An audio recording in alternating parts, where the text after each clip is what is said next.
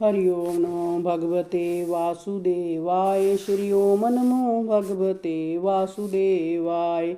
श्री कृष्ण की ब्राह्मण भक्ति आज मैंने स्वयं अपनी आँखों से देख ली। धन्य है जिनके बक्ष स्थल पर लक्ष्मी जी सदैव विराजमान रहती है। उन्होंने मुझ जैसे दरिद्र को अपने हृदय से लगा लिया। कहाँ मैं पापी, कहाँ वह दीन बंधु जिन्होंने मेरे सारे पापों को पल भर में ही नष्ट कर दिया। मुझे उन्होंने अपनी शैया पर सुलाया। उनकी पटरानी ने अपने हाथ से मुझे चंवर चलाया, मेरी सेवा की। मेरे पाम स्वयं कृष्ण ने अपने हाथों से दबाए, अपने हाथों से मुझे खिलाया पिलाया। देवता के समान मेरी पूजा की और मेरे चरणों को धोकर जल को अपने सिर से लगाया। मेरा चिवड़ा कितने प्यार से उन्होंने खाया। उन्होंने संबत यही सोचकर मुझे थोड़ा सा भी धन नहीं दिया कि उन्होंने कहीं मैं धन पाकर बैरा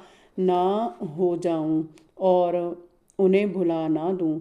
चलो अच्छा ही हुआ, धन संपत्ति लेकर मैं क्या करता। इस प्रकार मन ही मन सोचते हुए सुदामा जी चले जा रहे थे। जब वे अपने घर के पास पहुंचे तो उन्हें अपनी कुटिया कहीं दिखाई नहीं दी।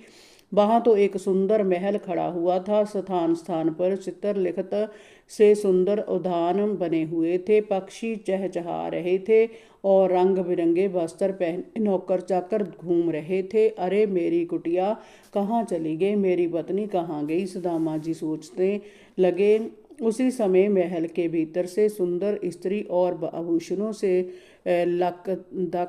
लकदक करती उनकी पत्नी दौड़ती हुई बाहर निकली और सुदामा जी को अपनी बाहों में भर लिया। आनंद के अतिरेक में भरकर वह बोली, आप आ गए स्वामी। देखो तुम्हारे मित्र ने हमें कितनी सुख संपदा दे डाली है। आश्चर्य से भरे हुए सुदामा जी ने महल में प्रवेश किया तो उन्हें भगवान श्री कृष्ण के महल सरीखा ही वह दिखाई दिया। सुदामा सर्वत्र फटी फटी आंखों से देखते ठगे से खड़े रह गए।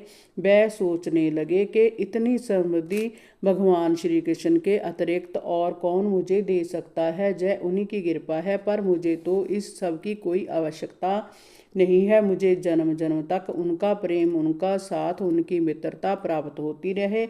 इससे अधिक मुझे और क्या चाहिए। परीक्षित उस वैभव को पाकर भी सुदामा का मन उसमें लिप्त नहीं हुआ। जिसने मांगा था उसे मिल गया। मुझे तो उनकी भक्ति के सिवाय कुछ नहीं चाहिए। जय धन वैभव तो नष्ट हो जाने वाला है, परंतु मेरा प्रेम कभी नष्ट ना हो, यही बस मुझे चाहिए। ऐसा कहकर वह उन्हीं के ध्यान में तन्मय हो गए। 22वां अध्याय 82वां अध्याय भगवान श्री कृष्ण और बलराम जी से गोपियों की भेंट। श्री सुखदेव जी ने कहा, परीक्षित, एक बार सर्वग्रास सूर्य ग्रहण के अवसर पर जदुवंशी अपने परिजनों के साथ कुरुक्षेत्र आए हुए थे। वहां पूरे देश के निवृत्त और श्रद्धालु भी आए हुए थे। पांडवों और कौरवों ने भी वहां डेरा डाला हुआ था। अनिरुद्ध और कृतभर्मा के भरोसे द्वारका की रक्षा का भार छोड़कर अक्रूर जी, वसुदेव, उग्रसेन, बलराम जी व श्री कृष्ण भी वहां आए हुए थे।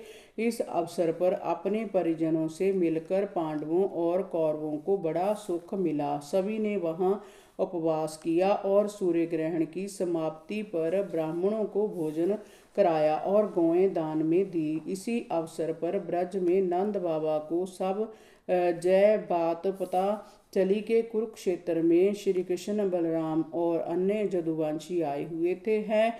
तब वह गोपियों के साथ अपने प्रिय श्री कृष्ण और बलराम से भेंट करने की इच्छा से कुरुक्षेत्र पहुँचे। नंद आदि गोपियों को देखकर जदुवंशी बहुत प्रसन्न हुए। वह एक दूसरे से प्रगाढ़ आलिंगनबद्ध होकर मिले। भगवान श्री कृष्ण और बलराम ने नंद बाबा और यशोदा के चरण स्पर्श करके उनको हृदय से लगाकर उन्हें अतिशय आनंद प्रदान किया। प्रेम के उद्रेक से दोनों भाइयों का गला रुद्र रुंध गया और यशोदा के अविरल बहते अश्रु तो थमने का नाम ही नहीं ले रहे थे। उनके हृदय में कृष्ण और बलराम से मिलने की जो चिर आकांक्षा थी वह आज पूरी हुई थी। रोहिणी और देवकी ने यशोदा को अपनी बाहों में भरकर बड़ी देर तक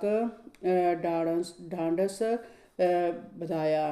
देवकी ने यशोदा से कहा, बहन तुमने और ब्रजेश्वर नंद जी ने हम लोगों पर जो उपकार किया है वह जन्म जन्मांतर भी हम नहीं उतार सकते। सच में ही आप दोनों कृष्ण और बलराम के माँ बाप हैं। आप लोग सचमुच के संत हैं। परीक्षित दूसरी ओर गोपियों ने भगवान श्री कृष्ण के दर्शन किए तो वह उनके चरणों में गिरकर अश्रुपात करने लगी। भगवान ने सभी को उठाकर हृदय से लगाया और कहा, आज तुम लोगों से मिलकर मुझे फिर से अपना बचपन याद आ रहा है। तुम्हारे साथ घूमना फिरना खेलना कूदना सब मुझे स्मरण हो रहा है। वह भी क्या दिन थे। हरि ओम नमो भगवते वासुदेवाय। श्री ओम नमो भगवते वासुदेवाय।